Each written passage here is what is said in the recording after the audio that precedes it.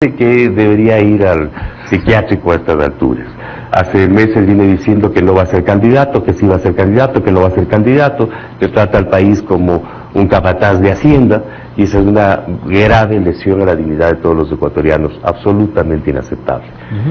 No hay ninguna fórmula legal que permita que Correa sea presidente candidato a presidente el año 17, precisamente porque la Constitución prohíbe expresamente la emisión de normas sobre las elecciones un año antes de las elecciones.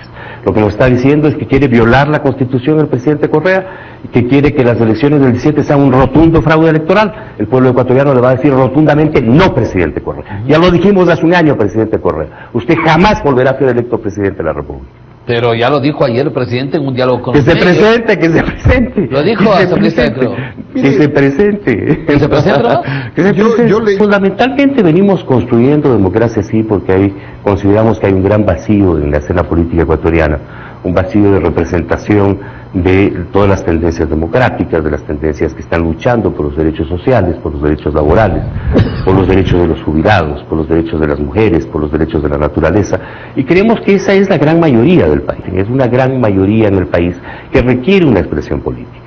El proceso de fracturación de las organizaciones sociales en este periodo, el proceso de destrucción de los derechos democráticos en este periodo, nos obliga evidentemente a construir una representación política. Estamos trabajando en eso, independientemente de que la democracia sí sea legalmente registrada por el CNE o no. Nosotros estamos trabajando en ese proceso y vamos a construir una alternativa política viable que proteja aquellos elementos positivos con los que se inició la Revolución Ciudadana de una parte y que profundice y reconstruya los derechos democráticos.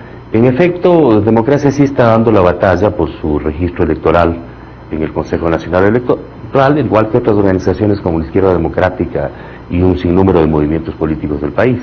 En el caso nuestro hemos sido víctimas de una pretensión de exclusión dispuesta en una sabatina que originó una sentencia del Tribunal Contencioso Electoral y acciones del Consejo Nacional Electoral que no corresponden al Código de la Democracia. Por eso estamos formulando ante la Comisión Interamericana de Derechos Humanos una petición de medidas cautelares para el registro del movimiento. Bueno, nosotros aspiramos que la Comisión Interamericana de Derechos Humanos, frente a la violación continuada y la denegación de justicia continuada, tanto del Tribunal Contencioso Electoral, del CNE, como de la Corte Constitucional, emita esas medidas cautelares y el CNE registre a Democracia así para que podamos participar en las elecciones del 17.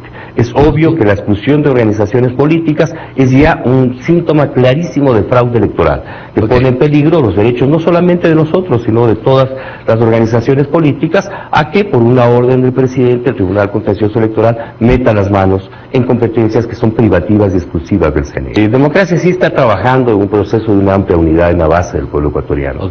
Oportunamente, y una vez que las distintas organizaciones de la tendencia definan sus precandidaturas, comunicaremos al país cuál es la decisión sobre este tema.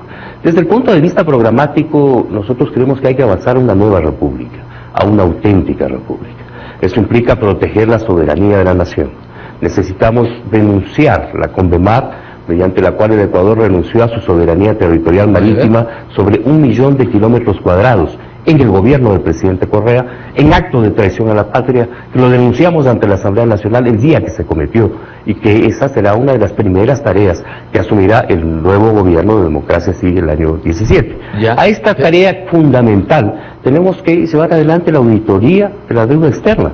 En este periodo se ha acumulado una gigantesca deuda que lesiona la soberanía de la nación e hipoteca el futuro del país a acreedores externos, precisamente como se hizo en la larga noche neoliberal. ¿Y qué harían con los chinos, con los negocios que se tienen, con los acuerdos? Bueno, hay que hacer una auditoría, ese es el tema, hay que establecer la verdad de los hechos, son documentos que se mantienen secretos, el pueblo ecuatoriano no conoce, tenemos 9 años en que no ha existido fiscalización legislativa, en que la inexistencia e independencia de poderes ha impedido saber cuál es la realidad. Antes de emitir un juicio hay que conocer la realidad, no podemos utilizar los métodos del presidente Correa,